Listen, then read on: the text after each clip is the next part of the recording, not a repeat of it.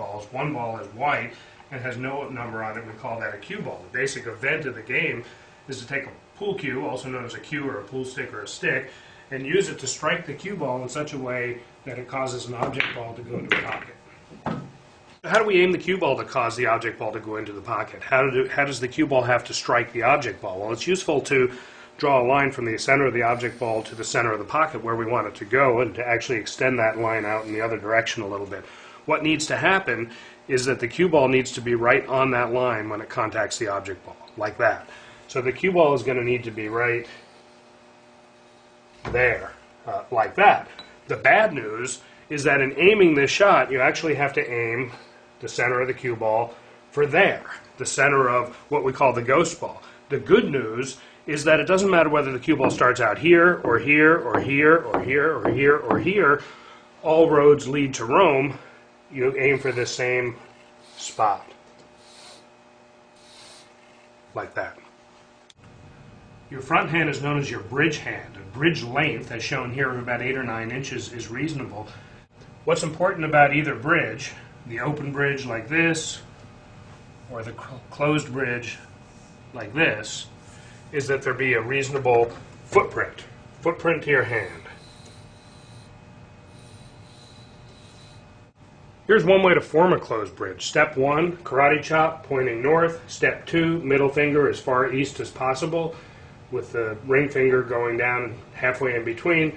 Step 3, pointer finger going around the cue. Step 4, thumb closing up the gap.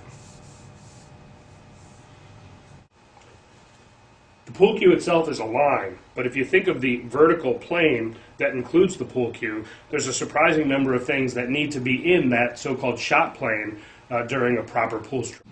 The head is directly over top of the stick, that's in the shot plane. The rear foot, the backwards foot, is directly below the cue, that's in the shot plane. There is the rear forearm, which is in the shot plane, the elbow, the upper arm, and the shoulder. That whole system there is in the shot plane. So here's the projection of the stick on the ground. The rear foot goes directly below the stick like that, and the left foot goes out about 45 degrees like that. So where do you grip the back of the cue? There's no spot on the cue that I can really point to.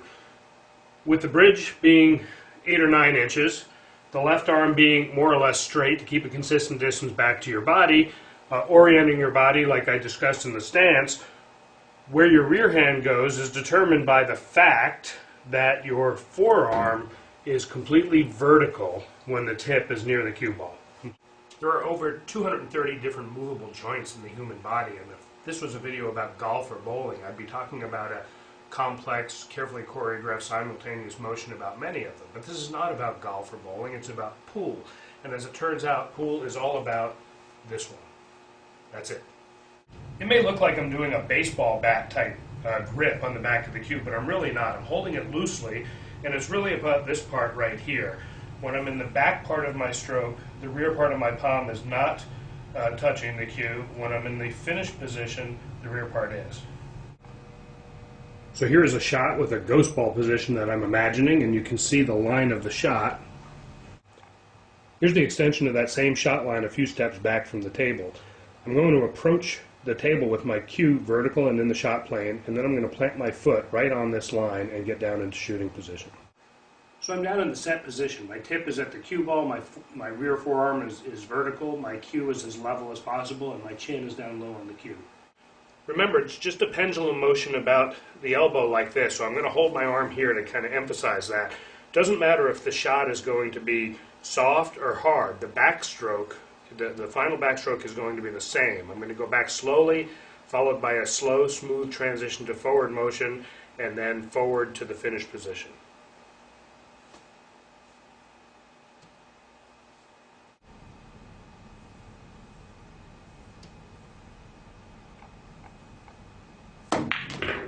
The best diagnostic as to whether you've finished the stroke correctly is that the tip finishes in the correct finish position. Where the cue ball goes after a shot is important when anticipating the next shot you're going to take. For a straight shot like this, there's 3 possibilities for what the cue ball is going to do. One is it's going to follow the object ball toward the pocket, or it's going to stop dead, or it's going to come back toward the shooter. So here's a follow shot. Here's a stop shot. And here's a draw shot or a backspin shot. The difference between these is, respectively, whether the cue ball had forward spin like that, or no spin like that, or reverse spin when it struck the object ball. The stop shot is critically important because mastering it opens up a whole range of possibilities for what the cue ball can do. A stop shot from the position shown will leave the cue ball stopped in the ghost ball location as shown, but a stop shot from any place over here, that same shot, would send the cue ball off at this 90-degree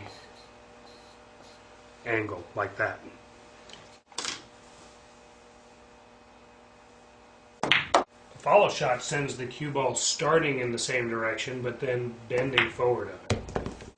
And then a draw shot sends the cue ball starting in the same direction and then bending backwards of it. You achieve these different spins by having the tip strike the cue ball low or medium or above, any place along the vertical center of the cue ball, and you get the different heights by raising or lowering your bridge, leaving the stick level as possible for all the strokes.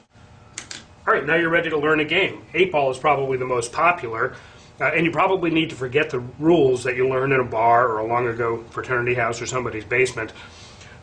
If we remove the 8-ball, which is solid and black, the remaining 14 balls have 7 solid colored balls and 7 striped balls. One player is going to have solids, the other player is going to have stripes, and the object of the game is to sink or pocket all of the player's balls, which gives that player the opportunity to sink the 8-ball on a legal shot and win the game.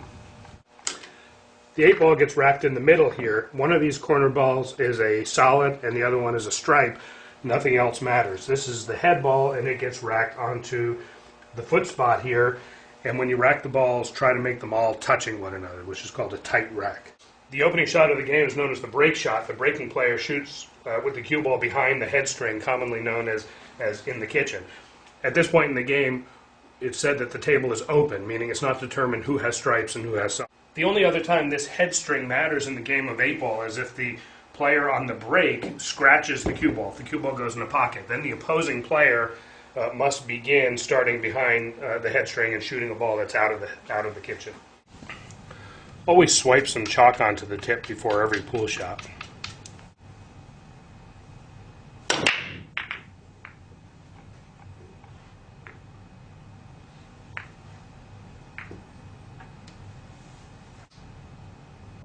Alright, I didn't make any balls on that break shot. Had I made one or more balls, I would continue to shoot. Because I didn't make any balls, my opponent will shoot. Regardless, for this shot, immediately after the break, it is not yet determined who has stripes and who has solids. We say the table is still open. In order to claim stripes or solids, a player has to call a shot, has to designate, say, the purple 4 ball there, and shoot it in. So if I call that 4 ball and shoot it in like that, I now have solids.